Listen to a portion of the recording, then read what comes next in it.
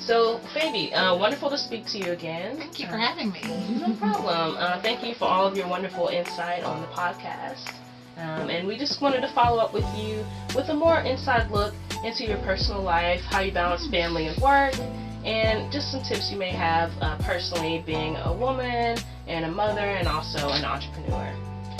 Okay, that's a loaded question. I've never really believed in work-life balance. I mean, as a business owner, entrepreneur, your life kind of combines together, and I'm totally okay with that because who I am at home is the same as business. So I strongly believe in boundaries, which is how I've been able to successfully work with my husband of 32 years and my daughter. We all have very specific roles, and within those roles, we are all really good at them and have our strengths in there. And then when we're at home, we all have our roles there as well, and we really enjoy each other. The thing that I think works the best for us, having this life that just intertwines like 24/7, 365, is a deep level of love and respect for each other and also for ourselves. You have to respect yourself to know that when it's time for personal time, quiet time, that you get that and you're okay asking for it. I love to read, and so that's different than, my husband loves to watch some great TV shows or football games, and that's okay. Or he really likes to get away to the computer and do his digital animation. There's space in that for everybody. You just have to have your own time. But then we like to go to the same places together, and we like to be silly.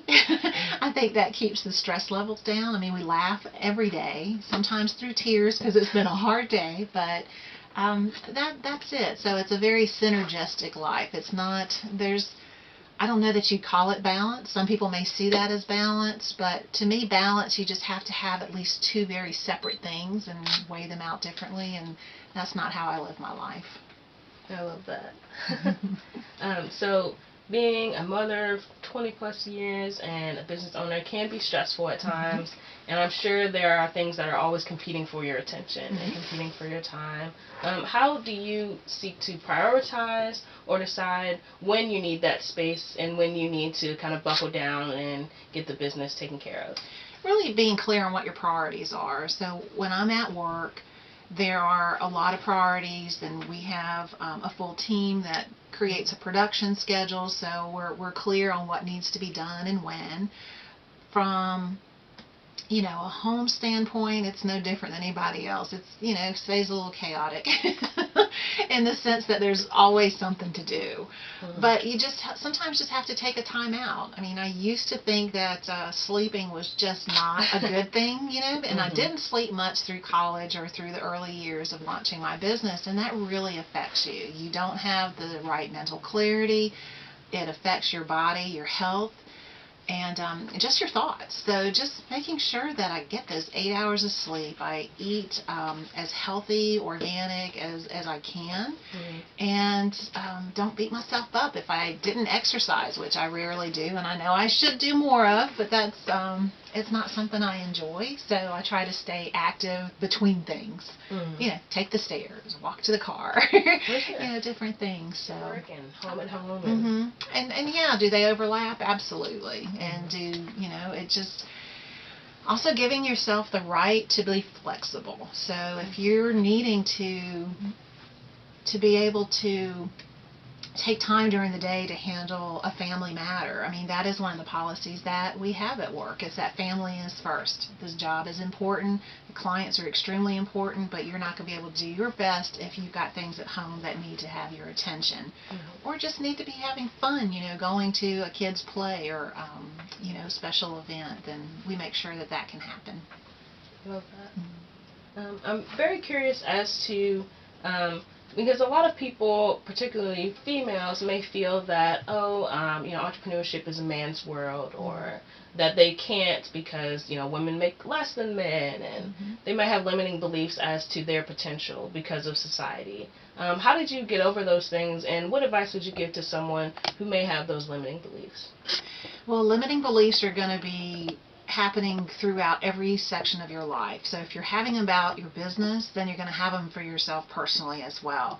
The best thing to do is really to get introspective, to learn how to really hear your thoughts, understand what you truly want to do and believe in, and then really be able to set a plan for yourself. That doesn't mean that plan's going to happen, but you know, the cool thing about being an entrepreneur is that you have 100% accountability. You can no longer blame anything on anybody. There's not the man, there's, you know, the boss. I have, you know, 57 bosses with clients, but, you know, limiting yourself is exactly all that you're doing.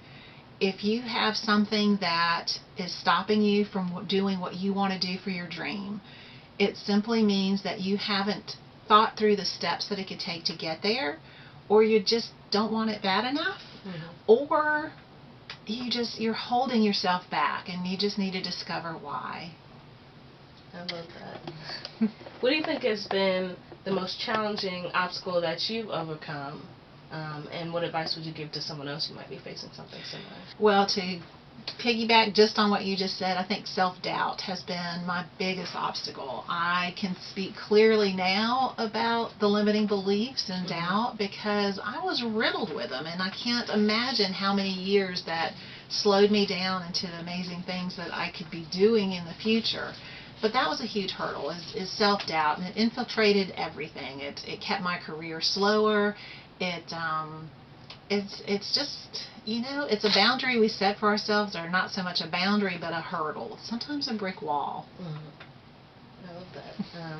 So behind you, we can see some of the many books that you've published, cool. that you worked on, and you have a book coming out yourself. Too, The Fabulous F Words of Business Ownership, Redefining Choice Words to Fuel Your Small Business. Yes. So this is all like the hard lessons that I've learned along the way, and I broke it down into 21 F words, and you know, those F words are not the ones that you're thinking, because business owners say that often enough. So you know, it's everything from foundations to framing, foresight, fear, fog. It's just pulling together those lessons that I learned really, really hard and took the really hard road to get there. So the reason for the book is to help anyone that wants to read it and learn about it to really make it a little bit easier, to hopefully I've addressed some of the struggles ahead of time, so that you can spend that time on developing and innovating something better instead of learning to battle your own ego and fear and, you know, thinking that you're a failure, which you're not, and you're not alone, and all that's addressed in the book. Yeah. What's the F word that we should use more often? Oh, I think fabulous. But also one of my favorite ones is flourish, because we work so hard and we don't think about how we're actually flourishing through the process, and what you did yesterday you learned something from, and then today you know something better, and we're just all growing and blossoming through the whole process. I love that. Where can we get a copy of your book? Go to fabipressler.com and we'll add a link at the bottom of the page. That's awesome. Thank you so much. What's your favorite project that you've worked on so far? Any project where a client comes in with their knowledge and is able to share that knowledge in a beautiful magazine or a book, any publication, and is able to help fuel other people to make things in their life just that much stronger or easier.